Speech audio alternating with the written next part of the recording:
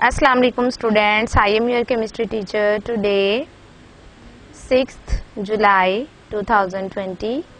This lecture for all 10th boys and girls. Chapter number 11 हम लोग पढ़ रहे हैं, ठीक है। और टॉपिक आज आप लोगों का है अल्केन्स एंड अल्काइल रेडिकल्स, ठीक है। गौर से इसको समझिएगा, बहुत आसान है समझ। अगर आप लोगों को आ गया तो ये आपके लिए जो है वो बिल्कुल मैथ के प्लस माइनस के क्वेश्चन की तरह है कि बहुत आसान है, ठीक है। The topics which will be discussed today, introduction to alkanes. Alkane का इंट्रोडक्शन आप लोग पढ़ेंगे कि अल्केन्स क्या होती हैं, ठीक है। होमोलोगस सीरीज, होमोलोगस सीरीज की डेफिनेशन पढ़ेंगे कि होमोलोगस सीरीज क्या होती है। Properties of homologous series, homologous series की प्रॉपर्टीज आप लोग पढ़ेंगे। उसके बाद अल्काइल रेडिकल, अल्काइल रेडिकल की डेफिनेशन पढ़ेंगे। और उसके बाद फॉर्मेशन ऑफ अल्काइल रेडिकल के अल्काइल रेडिकल्स बनते कैसे हैं वो आप लोग पढ़ेंगे, ठीक है। ये टॉपिक जो है वो आप लोगों का होमोलोगस सीरीज जो है वो लॉन्ग क्वेश्चन के हवाले से इम्पोर्टेंट है, और जो अल्काइल रेडिकल और इसकी फॉर्मेशन है ये शॉर्ट में जो है वो बहुत ज़्यादा आते हैं, और आपके एक्सरसाइज के भी शॉर्ट क्वेश्चन इसमें से जो है वो 2 से 3 जो है वो शॉर्ट क्वेश्चन इसके अंदर आज के टॉपिक में मौजूद हैं, ठीक है जी। सबसे पहले हम डिस्कस करते हैं इंट्रोडक्शन टू अल्केन्स, ठीक है। अल्केन का इंट्रोडक्शन है कि अल्केन्स क्या है। अल्केन्स जो है वो ऑर्गेनिक कंपाउंड की हाइड्रोकार्बन की जो क्लास है उसकी फैमिली जो है वो उसकी आगे क्लासिफिकेशन अगर करें हाइड्रोकार्बन्स की, तो उसकी आगे क्लासिफिकेशन जो है वो अल्केन, अल्कीन और अल्काइन, ये 3 फैमिलीज है, ठीक है। अब अल्केन जो है वो आप लोगों के पास एक फैमिली है जिसमें बहुत सारे मेंबर्स आते हैं। अब अल्केन्स क्या है, सबसे पहले आपको ये पता होना चाहिए।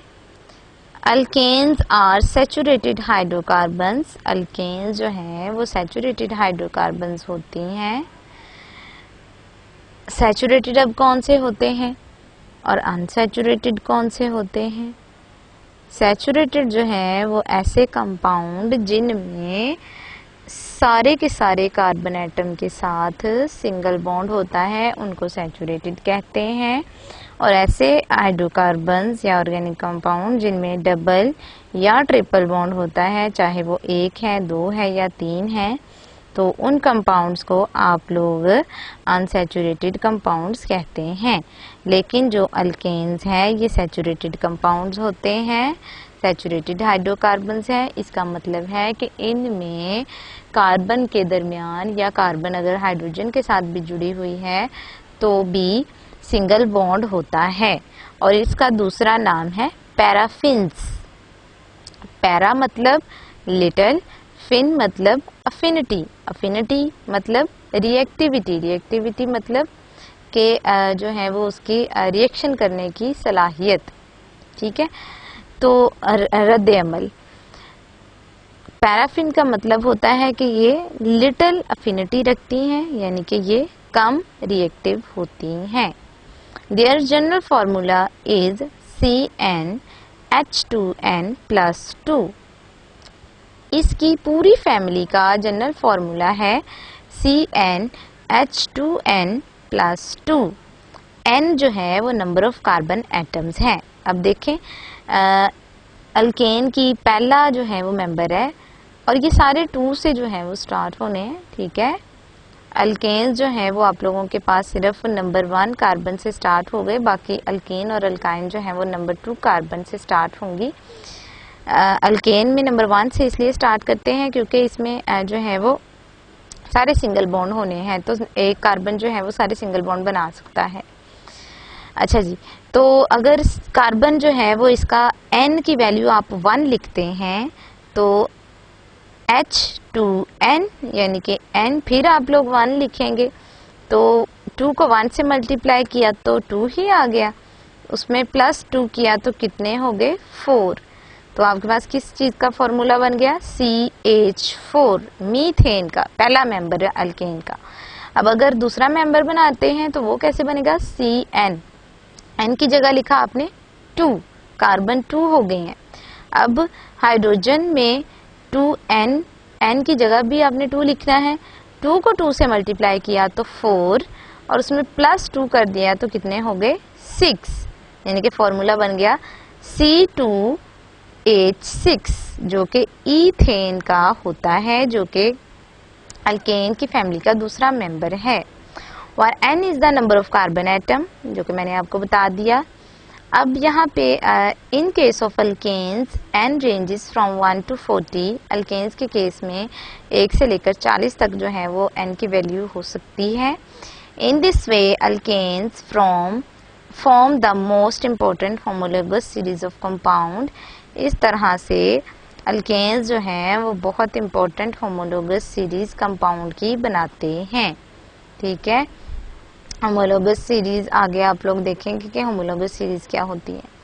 एग्जाम्पल में है मीथेन, ईथेन, प्रोपेन, ब्यूटेन, जो मैंने आप लोगों को टेबल याद करने के लिए कहा था, ये वही वाले हैं। वो टेबल जो है वो पूरा अल्केन की फैमिली का है। अल्केन के पहले 10 मेंबर के जो है वो नाम दिए हुए हैं और फॉर्मूलाज दिए हुए हैं। इसके बाद अल्केन, अल्कीन और अल्काइन में फ़र्क जो है वो मैंने यहाँ पे लिखा हुआ है। सबसे पहले डायग्राम में देखें, उन्होंने जो है वो जो बाउंड्रीज होती हैं उससे रिप्रेजेंट किया हुआ है। सिंगल वाली बाउंड्री को उन्होंने कहा कि ये अल्केन है, और डबल वाली को कहा अल्कीन है, और ट्रिपल वाली को कहा अल्काइन है। अब ये क्यों कहा, अब देखें जो है वो आपके सामने लिखा हुआ है। अल्केन के आगे कार्बन, सिंगल बॉन्ड कार्बन, जिनमें कार्बन कार्बन के दरमियान सिंगल बॉन्ड होगा उसको आप लोग कहेंगे अल्केन्स, और जिनमें कार्बन कार्बन के दरमियान डबल बॉन्ड होगा उसको आप लोग कहेंगे अल्कीन्स, और जिसके एंड पे जिसके कार्बन कार्बन के दरमियान जो है वो ट्रिपल बॉन्ड होगा उसको आप लोग कहेंगे अल्काइन्स। अल्केन के हर एक मेंबर के नाम के एंड पे ANE आता है, और अल्कीन के हर एक मेंबर के नाम के एंड पे ENE आता है, और अल्काइन के हर एक मेंबर के नाम के एंड पे YNE आता है। ठीक है, और आपके सामने अब जो है वो एग्जाम्पल भी लिखी हुई है। डबल बॉन्ड से भी कार्बन की वैलेंसी जो है वो 4 पूरी हो जाएगी, और ट्रिपल बॉन्ड से भी कार्बन की वैलेंसी जो है वो 4 पूरी हो जाती है। इसके बाद जो है वो समरी भी यहाँ पे मैंने दिखा दी है अल्केन, अल्कीन और अल्काइन की, कि अल्केन्स का जनरल फार्मूला जैसे आप लोगों ने अभी देखा CnH2n+2 है, और अल्कीन्स का जो है वो CnH2n है बस। ठीक है, यानी कि यहाँ पे अब 2 कार्बन कम हो जाएंगे। डबल बॉन्ड जो बनाना है आपने तो 2 हाइड्रोजन कम हो जाएंगी। ठीक है, उसके बाद अल्काइन है CnH2n-2, यानी कि अब आपके पास जो है वो 4 हाइड्रोजन्स कम हो जानी है। ट्रिपल बॉन्ड बनाना है आपने, तो ये इसका फॉर्मूला है। पूरी फैमिली का एक ही फॉर्मूला है, इसी फॉर्मूले से हर मेंबर उस फैमिली का बनता जाएगा। मॉलिक्यूलर फार्मूला जो है वो पहले मेंबर्स का उन्होंने दिया हुआ है। अल्केन के तो दूसरे मेंबर का दिया हुआ है C2H6, अल्कीन है C2H4, कंपैरिजन के हवाले से दिया हुआ है। ठीक है, क्योंकि अल्कीन जो है वो इसका पहला मेंबर C2H4 ही होता है। डबल बॉन्ड 2 कार्बन एटम्स के दरमियान ही होगा ना, सिंगल के दरमियान तो डबल बॉन्ड नहीं ना हो सकता, और ट्रिपल बॉन्ड भी 2 कार्बन एटम्स के दरमियान में होगा, इसलिए ये दोनों पहले मेंबर्स हैं और अल्केन का दूसरा मेंबर है। तो क्योंकि हम कंपैरिजन कर रहे हैं तो हम एक ही एग्जांपल लेंगे। अब देखिए, अल्केन में 6 हाइड्रोजन है, जबकि अल्कीन में 4 हाइड्रोजन्स हैं, और अल्काइन में 2 हाइड्रोजन्स हैं। नीचे इनके नाम भी लिखे हुए हैं, और बॉन्ड एंगल आप लोगों ने याद नहीं करना। ठीक है, इतना कंपैरिजन आप लोगों को आना चाहिए। बाद आ जाती है होमोलोगस सीरीज। होमोलोगस सीरीज जो है वो आप लोगों के पास इसकी डेफिनेशन है, organic compounds are divided into groups of compound having similar chemical property, कि ऐसे ऑर्गेनिक कंपाउंड जिनको आप लोगों ने ऑर्गेनिक कंपाउंड को जो है वो ग्रुप्स में डिवाइड किया गया है, तकसीम किया गया है, उनकी एक तरह की प्रॉपर्टीज की बुनियाद पर। ठीक है। ऐसे कंपाउंड जो एक ही तरह की केमिकल प्रॉपर्टीज रखते हैं उनको ग्रुप्स में जो है वो अलग-अलग डिवाइड कर दिया गया है। उन ग्रुप्स को आप लोग कहते हैं होमोलोगस सीरीज, ठीक है। For example alkane, alkyne, alkynes form homologous series of compounds. अब इसकी प्रॉपर्टीज हैं जो कि लॉन्ग क्वेश्चन के तौर पे आती हैं। Properties of homologous series, organic compound of same homologous series have the following properties in common, कि ऐसे ऑर्गेनिक कंपाउंड जिनकी होमोलोगस सीरीज जो है वो सेम होती हैं, उनकी प्रॉपर्टीज क्या है। All members of a series can be represented by general formula, के उस सीरी के तमाम मेंबर्स जो हैं वो एक ही जनरल फार्मूला से जाहिर किए जा सकते हैं।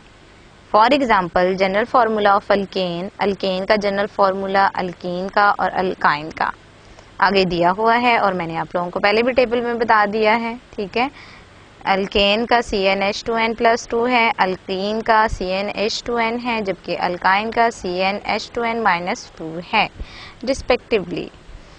उसके बाद आ जाता है दूसरा point, successive member of series differ by 1 unit. Successive member का मतलब है ऊपर वाले मेंबर से नीचे वाला जो मेंबर है, कि हर आने वाला नया मेंबर, सक्सेसिव मेंबर का मतलब होता है हर आने वाला जो नया मेंबर है उसमें सिर्फ CH2 का ही यूनिट का फर्क होगा।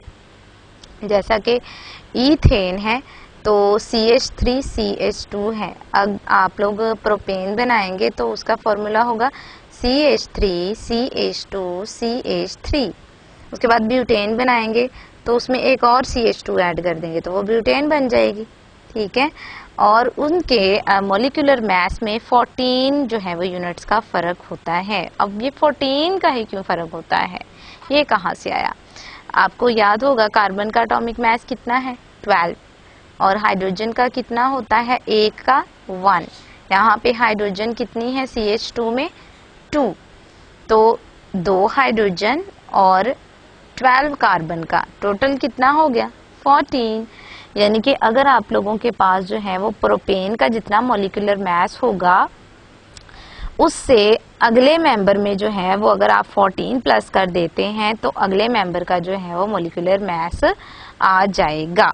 जैसे ईथेन का अगर आप मॉलिक्यूलर मास निकालते हैं 2 कार्बन है ना इसमें तो 24 हो गया और 6 हाइड्रोजन है तो 24 और 6 कितने हो जाएंगे 30। और इसके बाद अगर आप ब्यूटेन का जो है वो मॉलिक्यूलर मास निकालते हैं तो आप लोगों को लैदा से प्लस करने की ज़रूरत नहीं है, आप 30 में 14 प्लस कर दें वो आपके पास हो जाएंगे 44। तो 44 जो है वो ब्यूटेन का मॉलिक्यूलर मास है। अगर आप उसको लैदा से लिख के प्लस करके भी देखें तब भी आंसर 44 ही आएगा, ठीक है। तो यानी कि 14 जो है वो यूनिट्स का फर्क होता है इनके मॉलिक्यूलर मास में। के बाद आ जाती है property number 3, they have similar chemical property. इन तमाम की जो है वो इन तमाम मेंबर्स की केमिकल प्रॉपर्टीज सिमिलर होती हैं because they contain same functional group, क्योंकि इनका फंक्शनल ग्रुप सेम होता है। अल्केन का फंक्शनल ग्रुप है सिंगल बॉन्ड, अल्कीन का है डबल बॉन्ड, अल्काइन का है ट्रिपल बॉन्ड, ठीक है। देयर इज पॉइंट नंबर 4 है, there is a regular change in their physical property. इनकी केमिकल प्रॉपर्टी जहाँ एक जैसी होती है वहाँ इनकी फिजिकल प्रॉपर्टी जो है वो एक जैसी नहीं होती, वो तब्दील होती हैं। जैसे जैसे आपके पास मेंबर्स जो है वो मेंबर का साइज बड़ा होता जाएगा, उनके मेल्टिंग बॉइलिंग पॉइंट जो है वो ग्रेजुअली इंक्रीज होते जाएंगे with increase of molecular mass. जैसे अल्केन का ईथेन का 30 था और ब्यूटेन का 44 है, तो जैसे जैसे नंबर बढ़ता जाएगा मॉलिक्यूलर मास का वैसे वैसे जो है मेल्टिंग बॉइलिंग पॉइंट भी इंक्रीज होते जाएंगे, यानी कि फिजिकल प्रॉपर्टी जो है वो चेंज होती जाएगी। Point number 5, they can be prepared by similar general method. इनको आप लोग जो है वो एक ही मेथड से, यानी कि अगर आप लोग किसी मेथड से ईथेन बना रहे हैं तो उसी मेथड से प्रोपेन भी बनाई जा सकती है, उसी मेथड से ब्यूटेन भी बनाई जा सकती है। ये अगले चैप्टर में आप लोग जो है वो देखेंगे किस तरह से जो है वो आप एक ही मेथड को इस्तेमाल करते हुए उस पूरी फैमिली के मेंबर्स को बना सकते हैं। Hydrocarbons are regarded as parent organic compounds, hydrocarbons को जो है वो पेरेंट ऑर्गेनिक कंपाउंड कहते हैं। All other compounds are considered to be derive from them, तमाम जो है वो बाकी दूसरे कंपाउंड जो है वो इन्हीं से अखज़ किए जाते हैं बाय सब्सटीट्यूटिंग वन और more hydrogen atom of the hydrocarbon, के हाइड्रोजन जो है वो ऐड करने से या निकालने से जो है वो आप लोग हाइड्रोकार्बन से ही जो है वो दूसरे कंपाउंड्स बनाते हैं।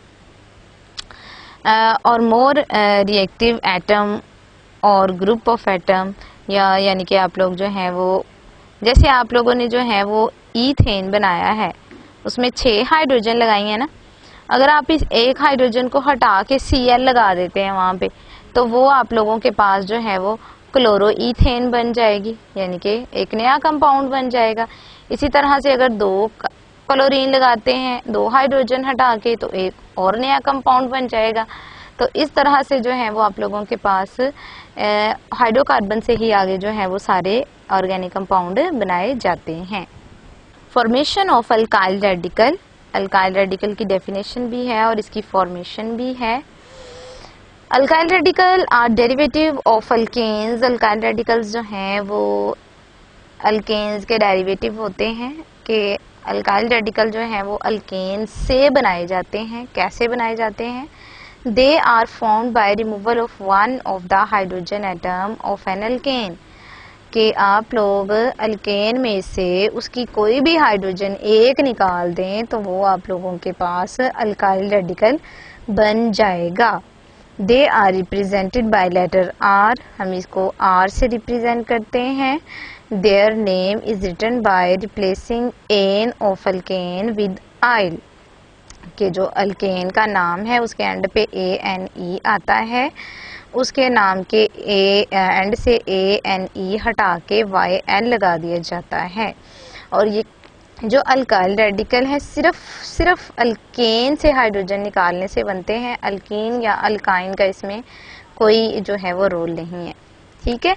Their general formula is CnH2n+1। अब आप लोग एक हाइड्रोजन निकाल देंगे तो इसके फार्मूला में भी जो है वो +1 रह जाएगा, +2 नहीं होगा। ठीक है, तो इसका जनरल फार्मूला है CnH2n+1। इन चारों के जनरल फार्मूले अच्छे तरीके से याद कर लेने आपने, जो है वो एक MCQs में पूछे जाते हैं। ठीक है, के सामने जो है वो एक टेबल है, इसमें नाम दिया हुआ है, मॉलिक्यूलर फार्मूला दिए हुए हैं अल्केन के और उनसे अल्काइल रेडिकल बनाए हुए हैं। पहले नंबर पे देखें जो है वो दिया हुआ है नंबर ऑफ कार्बन एटम्स के, एक कार्बन वाली देखें मीथेन है और उसका फार्मूला दिया हुआ है मॉलिक्यूलर फार्मूला CH4। अब इससे आपने अल्काइल रेडिकल बनाया, अब एक H हटा दें इसमें से तो बाकी कितने रह जाएंगे CH3 और एक बॉन्ड जो है वो फ्री होगा यहाँ पे, तो ये बन जाएगा मीथाइल, मीथेन से मीथाइल। और उसके बाद नंबर 2 वाली कार्बन ईथेन होती है, इससे जब आप लोग बनाएंगे तो ये रह जाएगा C2H5, तो इसको आप कहेंगे ईथाइल। ठीक है, उसके बाद जो है वो नंबर 3 पे प्रोपेन है, तो इससे बनेगा प्रोपाइल। ब्यूटेन से ब्यूटाइल, पेंटेन से पेंटाइल। इसी तरह से जो है वो सारे के सारे जो हैं वो अल्केन से अल्काइल रेडिकल्स बनेंगे। एक हाइड्रोजन जो है वो आप लोगों ने निकालते जाना है सिर्फ, तो इससे आगे जो है वो अल्काइल रेडिकल्स बनते जाएंगे। एक्सप्लेनेशन विद एग्जाम्पल और difference between n propyl and isopropyl. ठीक है, अब जो अल्काइल रेडिकल्स हैं ये भी आप लोगों के पास नॉर्मल, आइसो, प्राइमरी, सेकेंडरी और टर्शरी होते हैं। ठीक है, कंफ्यूज नहीं होना अब आप लोगों ने। अब जो है वो प्रोपेन के जो है वो सबसे पहले इन्होंने रेडिकल्स बनाए हुए हैं। अब ये ज़रूरी नहीं है कि जो आप लोगों के पास जो प्रोपेन है नंबर कार्बन नंबर 3 से ऑनवर्ड कार्बन नंबर 2 तक जो है वो एक एक ही रेडिकल बनता है, यानी कि मीथेन से मीथाइल और ईथेन से ईथाइल। लेकिन जो नंबर 3 कार्बन से आगे है ना, उनके ज़्यादा सारे जो हैं वो रेडिकल्स बनते हैं। जैसे आइसोमर जो है नंबर 4 से आगे जो है वो बनते थे ना ज़्यादा सारे आइसोमर्स, इसी तरह से नंबर 3 से जो है वो अल्काइल रेडिकल्स बनते हैं। अब देखें, it is better to explain the type of radicals of propane. Propane के रेडिकल्स अब वो आप लोगों को बता रहे हैं।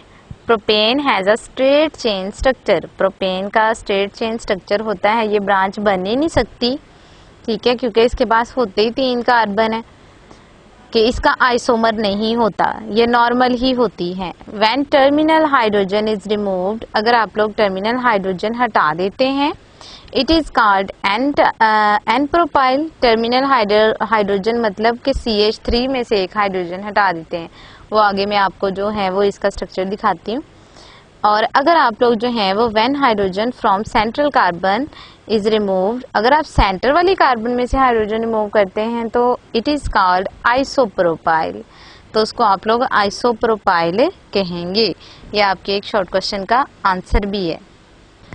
इसके बाद इसकी इक्वेशन है फॉर्मेशन ऑफ प्रोपाइल रेडिकल की। अब देखिए यहाँ पे मैंने सबसे पहले ऊपर लिखा है प्रोपेन, ठीक है। आपकी बुक के ऊपर जो है वो लैंडस्केप फॉर्म में लिखा हुआ है, लेकिन मैंने ये पोर्ट्रेट फॉर्म में लिख दिया है।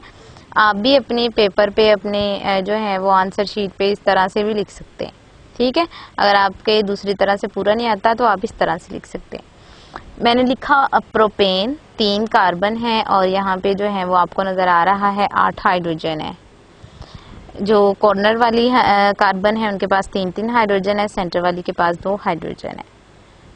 इसका कोई आइसोमर नहीं है क्योंकि इसके पास 3 ही हाइड्रोजन है। आप इसकी ब्रांच बना ही नहीं सकते, जो सी मर्जी कार्बन को हटा के जहां मर्जी लगा दे वो स्ट्रेट ही रहेंगी।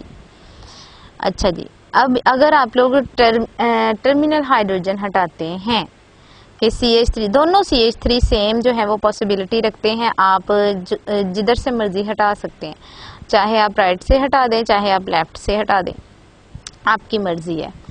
तो टर्मिनल हाइड्रोजन हटाते हैं तो आपके पास देखें नीचे मैंने बनाया हुआ है CH3 CH2 CH2 और एक बॉन्ड जो है वो फ्री छोड़ दिया है जहां से हाइड्रोजन हटाई है, तो ये बन गया एन प्रोपाइल, नॉर्मल प्रोपाइल।